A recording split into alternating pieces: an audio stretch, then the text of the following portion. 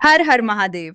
आइए जानते हैं महाशिवरात्रि क्यों मनाई जाती है और महाशिवरात्रि कब है। फरवरी मंथ में और महाशिवरात्रि की पूरी विधि। महाशिवरात्रि का उत्सव क्यों मनाया जाता है और महाशिवरात्रि का महत्व। शिव की महान रात्रि महाशिवरात्रि का त्योहार भारत के आध्यात्मिक उत्सवों की सूची में सबसे महत्वपूर्ण है। सद्गुरु बता रहे हैं कि ये रात इतनी महत्वपूर्ण क्यों है और हम इसका लाभ कैसे उठा सकते हैं। सद्गुरु, किसी समय भारतीय संस्कृति में एक वर्ष में 365 त्योहार हुआ करते थे। दूसरे शब्दों में कहें तो वे साल के प्रतिदिन कोई न कोई उत्सव मनाने का बहाना खोजते थे। ये 365 त्योहार विविध कारणों तथा जीवन के विविध उद्देश्यों से जुड़े थे।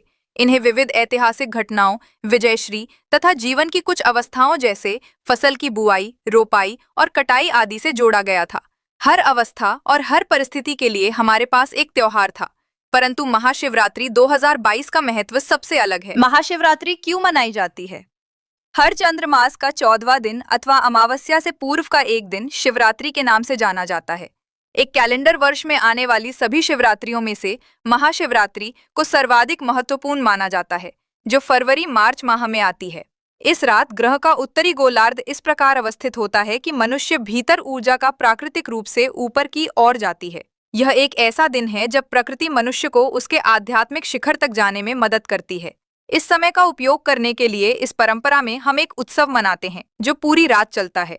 पूरी रात मनाए जाने वाले इस उत्सव में इस बात का विशेष ध्यान रखा जाता है कि ऊर्जाओं के प्राकृतिक प्रवाह को उमड़ने का पूरा अवसर मिले। आप अपनी रीढ़ की हड्डी को सीधा रखते हुए निरंतर जागते रहते हैं।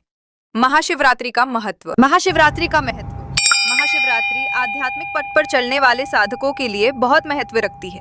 ये उनके लिए भी बहुत महत्वपूर्ण है जो पारिवारिक परिस्थितियों में हैं और संसार की महत्वाकांक्षाओं में मग्न हैं।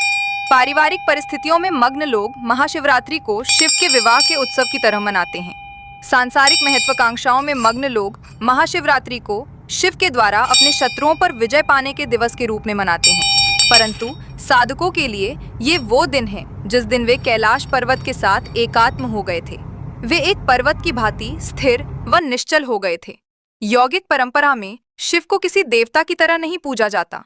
उन्हें आदि गुरु माना जाता है, पहले गुरु जिनसे ज्ञान उपजा।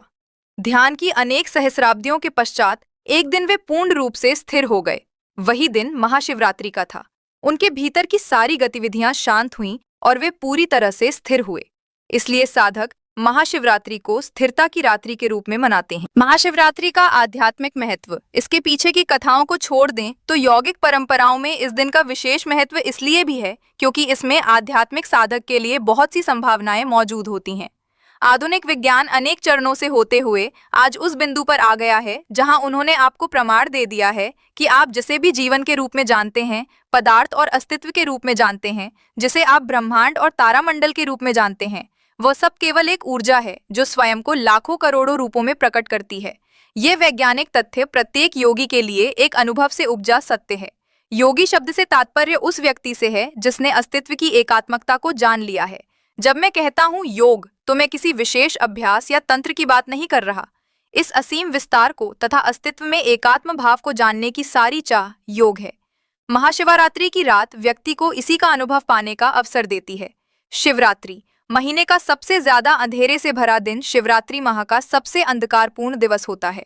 प्रत्येक महाशिवरात्रि। आप सबको ये जानकारी कैसी लगी? अगर जो ये जानकारी अच्छी लगी हो तो आप लोग कमेंट बॉक्स में जरूर बताएं और अपने शाम किशोरी चैनल को सब्सक्राइब और लाइक जरूर करें। हर हर महादेव।